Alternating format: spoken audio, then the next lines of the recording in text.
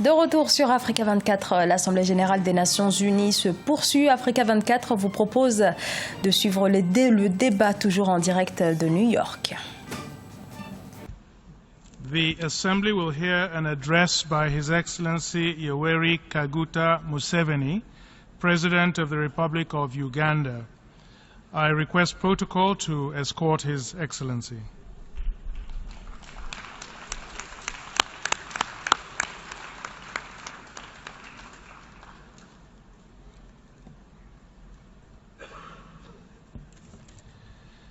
On behalf of the General Assembly, I have the honor to welcome to the United Nations His Excellency Yuweri Museveni, President of the Republic of Uganda, and to invite him to address the Assembly.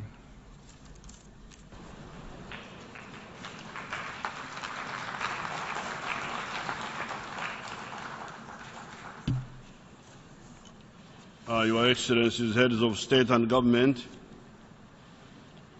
President of the General Assembly, Mr. Secretary General, Honorable Ministers, distinguished participants, ladies and gentlemen.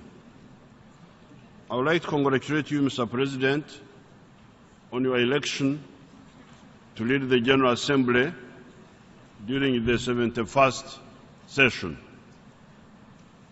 The theme of the Assembly is, in quotes, the Sustainable Development Goals, a universal push to transform our world. This is a good topic.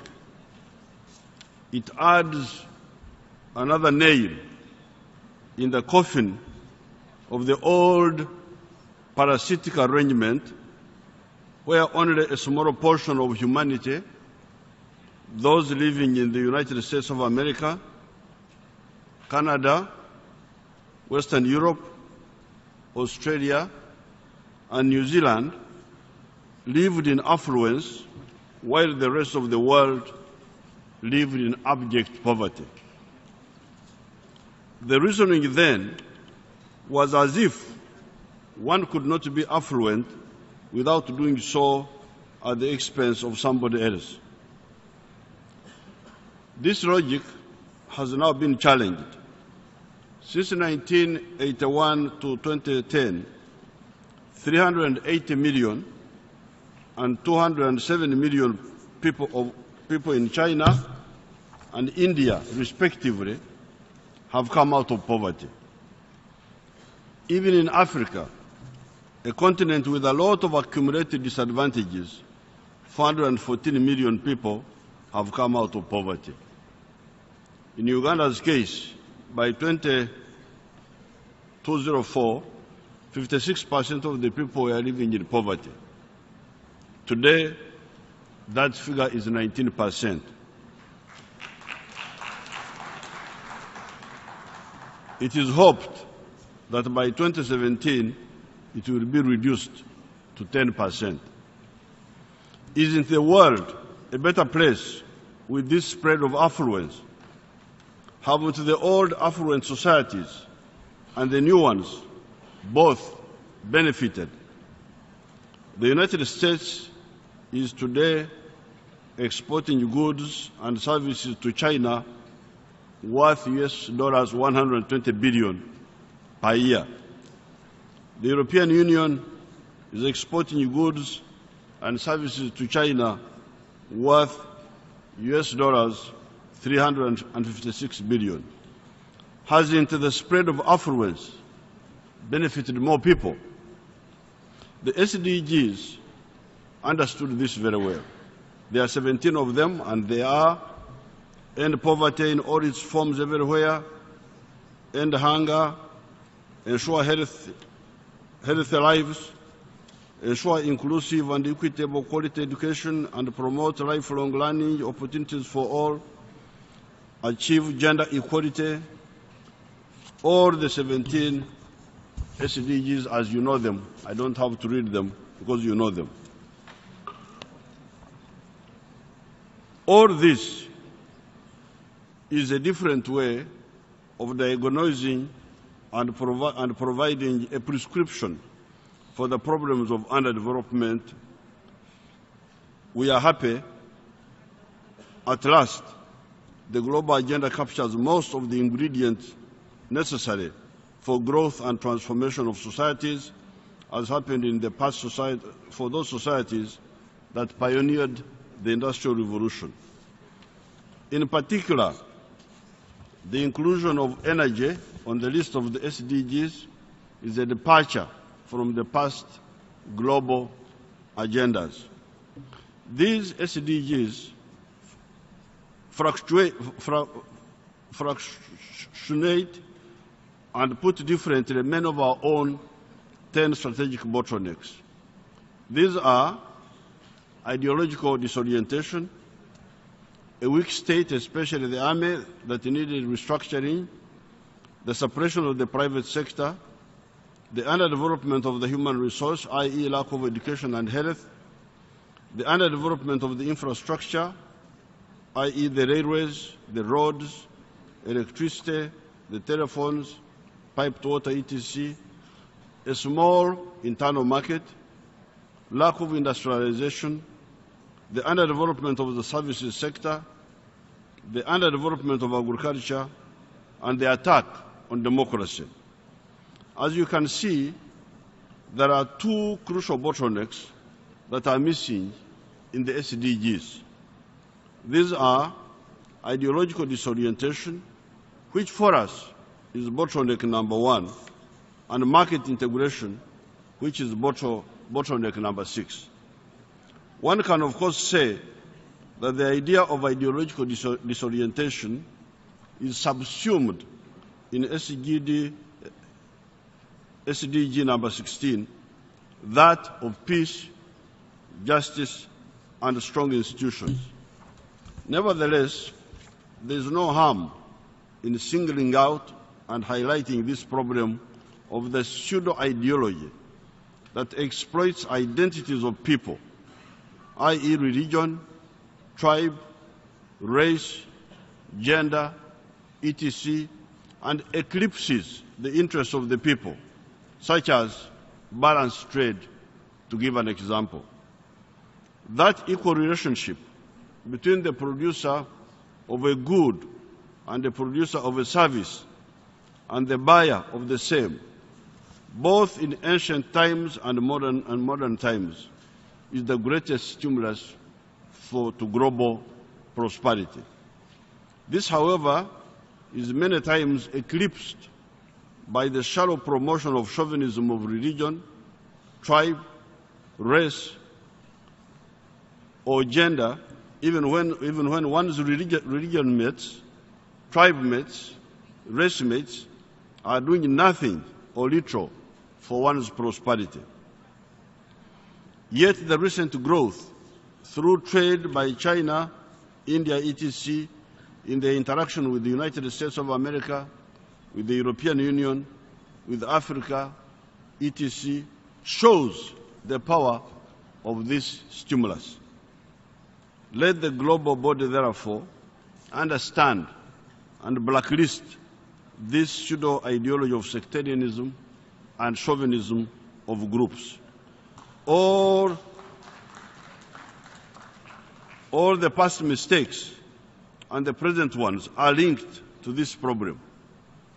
Imperialism, slave trade, colonialism, neocolonialism, the ongoing sectarian conflicts in many parts of the world, all in one way or another spring from this pseudo-ideology. The fair and authentic ideology of being my brother's keeper, as it says in the book of Genesis, chapter 4, verse 9, is the true antidote to this poison.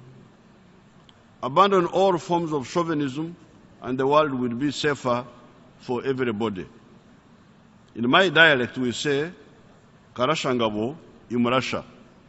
The one who shoots arrows at others should expect arrows to come his way. End of quotes. Finally, our bottleneck number 6 the bottleneck of fragmented markets in Africa, possibly also in other places, should also be addressed. It is easy to trade with China, with India, with the United States, with Russia, with Brazil, or Indonesia, because they are markets of 1.3 billion, 1.2 billion, 150 million, 200 million, and 200 million respectively, because they are societies under one political authority each. We and the others that have got fragmented markets must struggle to rectify this deficiency. In Africa, we are already moving. Hence, our East African community, our common market for Eastern, Central, and Southern Africa, our SADC, common market of Southern Africa, our common market of West Africa, and ultimately, the common market of the whole of Africa, as we agreed recently in Kigali, Rwanda. These markets are taking us in the right direction. Remember that when I buy what is produced by your factory, I am supporting your prosperity. And when you buy what I produce, you are supporting my prosperity. Long live the SDGs, but please do not forget to add the bottlenecks observed by us above. I thank you.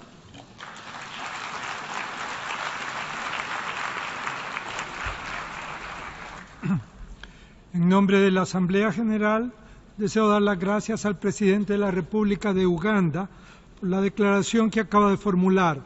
Ruego a los representantes que permanezcan sentados mientras despedimos al presidente.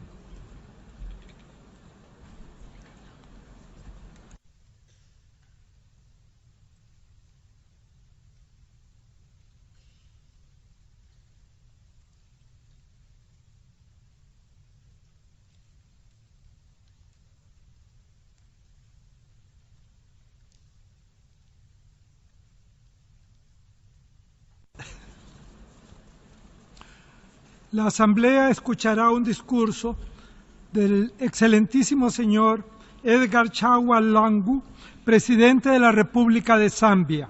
Solicito a la representante de protocolo que acompañe a su excelencia.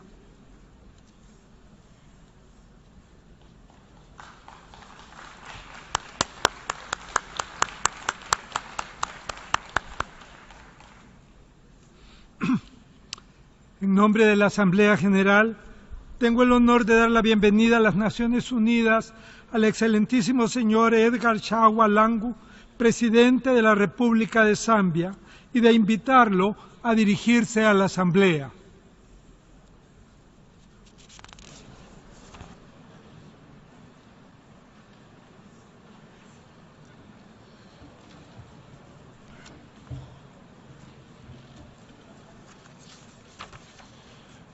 Your Excellency, Mr. Peter Thompson, President of the 71st session of the United Nations General Assembly, Your Excellency, Mr. Ban Ki-moon, Secretary General of the United Nations, Your Excellencies, Heads of State and Governments, distinguished delegates. It is indeed a great honor and privilege for me to address the 71st session of the United Nations General Assembly. May I also join others in congratulating Your Excellency, Mr. Thompson, on your election to preside over the deliberations of this session. I am confident that under your able leadership, the General Assembly will successfully address the pressing issues on its current agenda.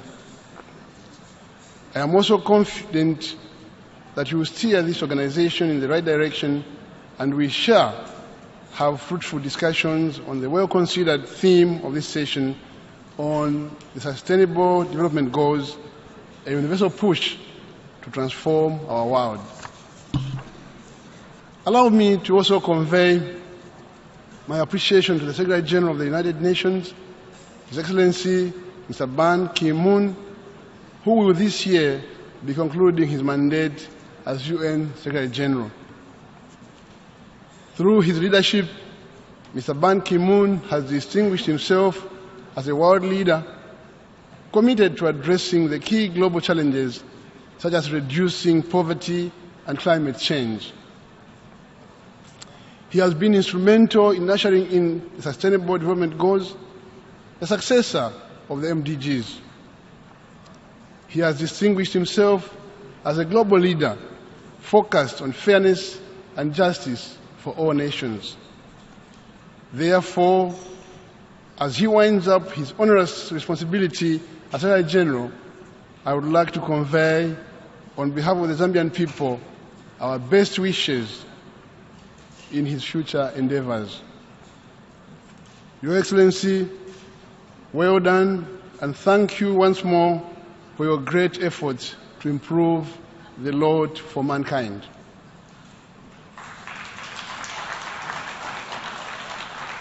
Mr. President, we are meeting during a special period when our countries are embarking on the implementation of the current Global Development Blueprint, the Agenda 2030 for Sustainable Development.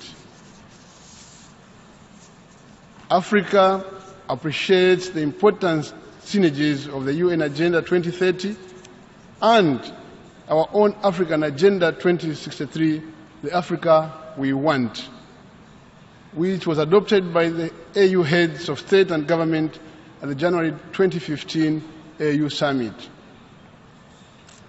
This convergence is a clear demonstration that our continental aspirations and those of the broader international community are well aligned to achieving a better world for all global citizens. Mr. President, my government accords the highest priority to the attainment of the Sustainable Development Goals, and we believe that there can be no meaningful development without the elimination of poverty. In this context, special attention should be focused on the least developed countries who are more vulnerable and in need of more support to strengthen their economies in order to overcome the challenges they face. In our quest to address the issues of poverty, unemployment, hunger, and income inequalities, Zambia has undertaken specific measures aimed at promoting economic transformation. These measures include, but not limited to, the development of value chain clusters, diversification of the agricultural sector, promotion of forestry, and the establishment of multi-facility economic zones and industrial parks. We are strongly resolved to promote industrialization through agriculture and manufacturing sectors in order to speed up the diversification of the economy away from over-dependency on mining. In this regard, my government is addressing the challenges faced by micro, social, and medium-sized enterprises, such as access to finance, markets and technology, and the enhancement of entrepreneurial skills. These deliberate interventions are expected to spur enterprise growth and job creation. The renewed focus on economic diversification is expected to further transform our country from being dependent on primary products to value-added products through industrialization. Mr. President, in our quest to foster economic growth, my government has developed the 7th Five-Year National Development Plan, which takes effect in January 2017. The plan focuses on enhancing productive capacities in the agricultural sector and rural development that will improve the livelihoods and well-being of our rural communities.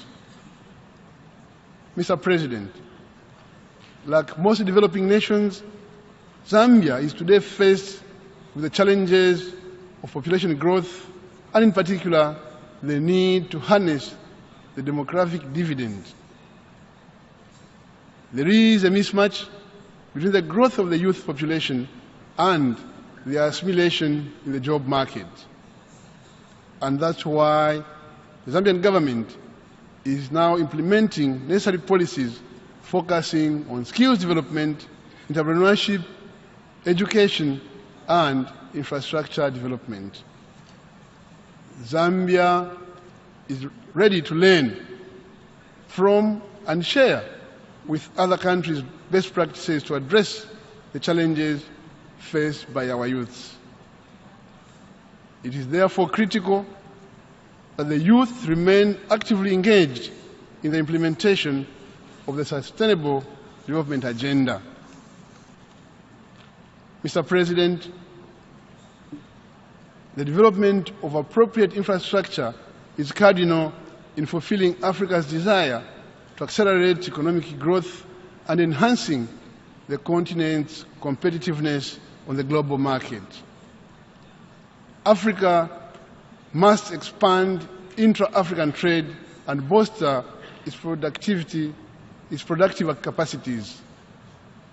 And in line with this, Zambia has embarked on infrastructure development, including the construction and rehabilitation of roads, rail, bridges, and airports. As current chair of the Group of the Landlocked Developing Countries, LLDCs, I wish to reiterate our call for the international community to remain committed to the guidelines of the Vienna Programme of Action of 2014, which is aimed at improving the conditions of the 500 million people who live in the 32 landlocked developing countries.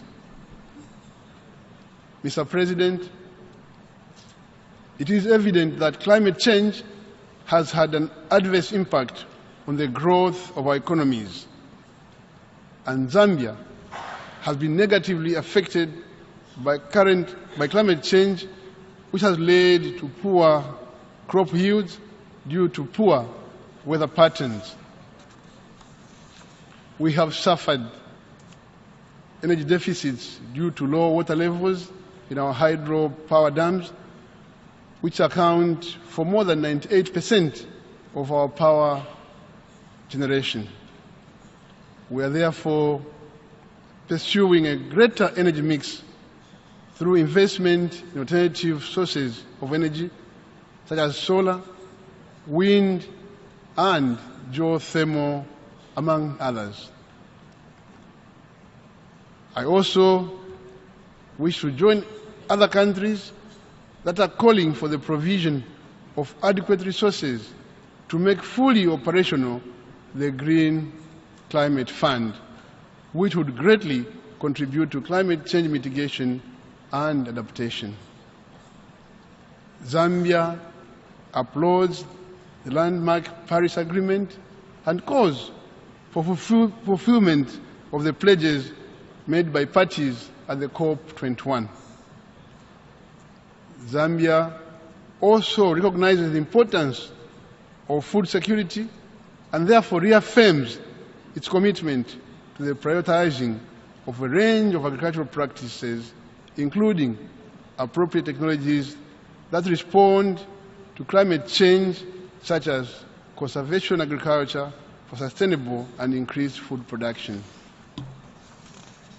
Zambia supports calls for improved access to global and local agro-food markets, including transparent and open trading systems, as long as they do not negatively impact on local production. We therefore invite more investment in agro-processing industries to add value to our products and increase employment opportunities.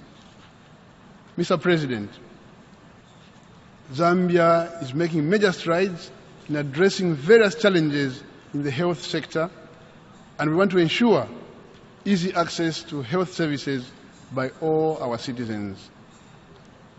We are making steady progress in addressing communicable diseases such as HIV and AIDS, TB, and malaria. In strengthening the health systems, we are decentralizing primary health care services and improving the financing mechanism for major communicable diseases. At regional level, strengthening of the SADC strategy on food procurement of essential medicines and health commodities are among the positive interventions that are contributing to our improved health systems. Current interventions on HIV and AIDS include the prevention of mother-to-child transmission and treating all children who are living positively with HIV and AIDS, among others. Our overall goal in this respect is to reach a zero infection rate in line with the global HIV and AIDS aspirations. The Zambian government has put in place policy measures to ensure that our people have access to sexual and reproductive health care services, including family planning. In addition, my government has increased the number of health centers in both rural and urban areas where these services are accessed. Mr. President, Zambia has made efforts towards strengthening the legal framework for gender equity and equality by enacting the Gender Equity and Equality Act of 2015. This progressive law has effectively domesticated the Convention on the Elimination of Discrimination Against Women, the Protocol on the African Charter on Human and People's Rights of Women in Africa, and the Southern African Development Community SADC Protocol on Gender and Development. At continental level, Zambia was in 2016 among the 11 countries that were presented with the Gender Award for promotion of gender economic rights. Mr. President, I was further humbled in 2015 to have been conferred with the title of promoter for the He for She campaign by the UN Women Movement for Gender Equality. This was in recognition for the role Zambia has played in the area of women empowerment. This signifies the special attention and efforts that Zambia has continued to render to issues of empowerment of women and the youth to promote inclusive and sustainable growth. Mr. President, some of the deliberate measures my government has taken include promoting women participation in the area of commerce, trade, and industry.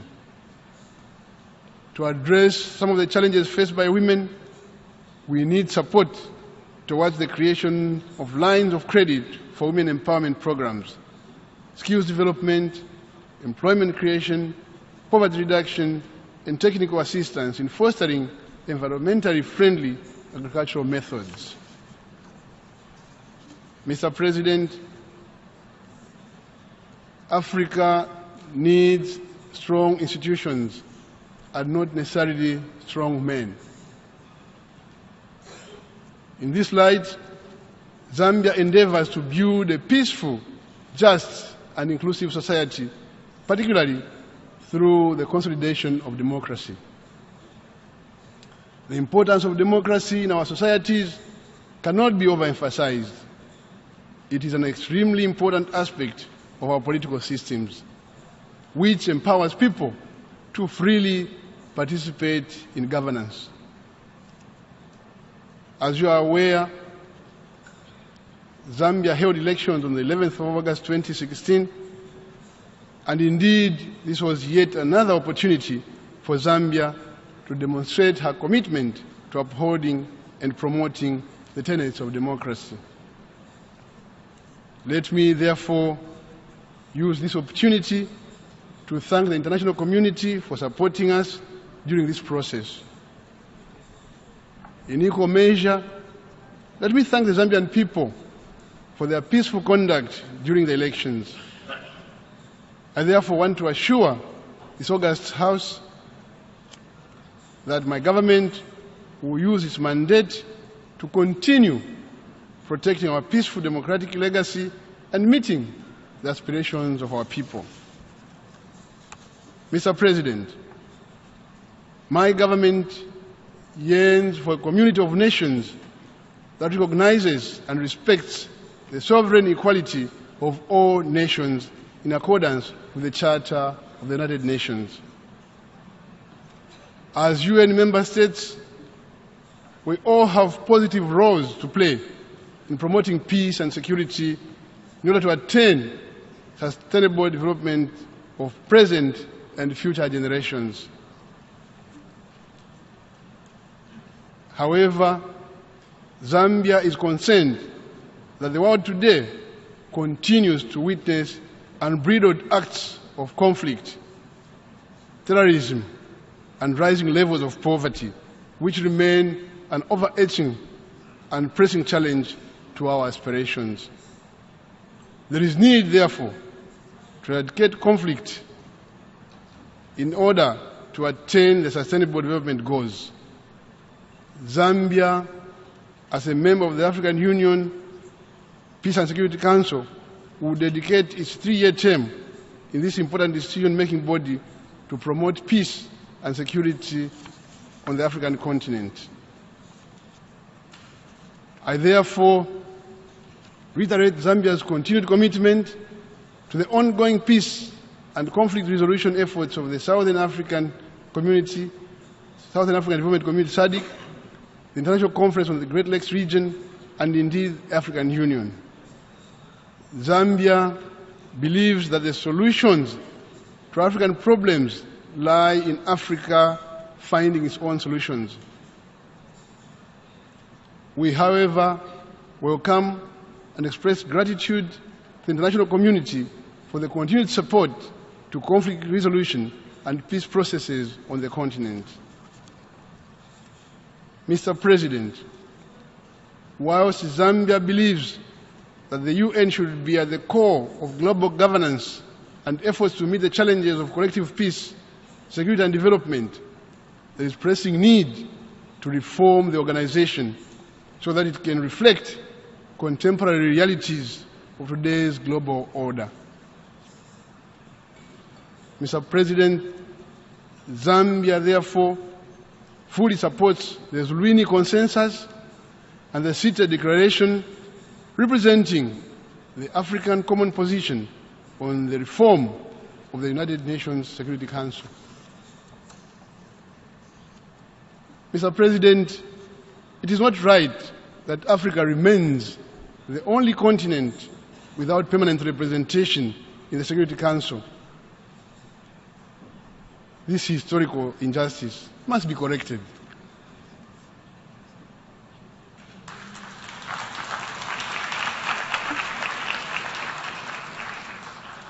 We therefore urge member states, including those that have vested interests in maintaining the status quo, to give due consideration to this legitimate demand from Africa.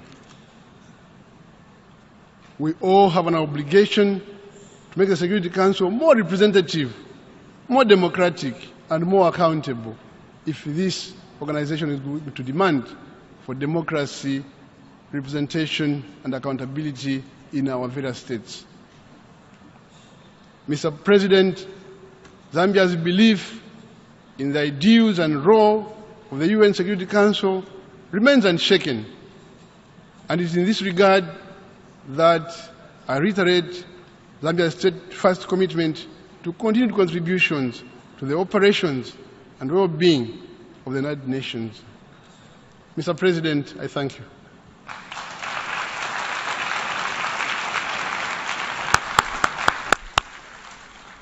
En nombre de la Asamblea General, deseo dar las gracias al presidente de la República de Zambia por la declaración que acaba de formular.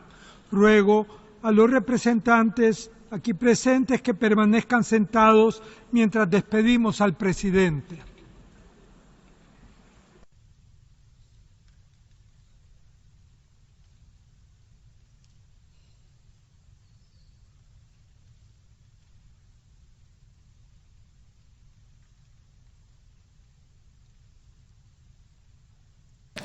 C'était les différentes interventions des chefs d'État lors de cette première journée de la 71e Assemblée générale des Nations unies. Un événement à suivre en direct sur Africa 24 tous les jours jusqu'au 27 septembre. Merci pour votre fidélité. L'actualité se poursuit sur notre antenne.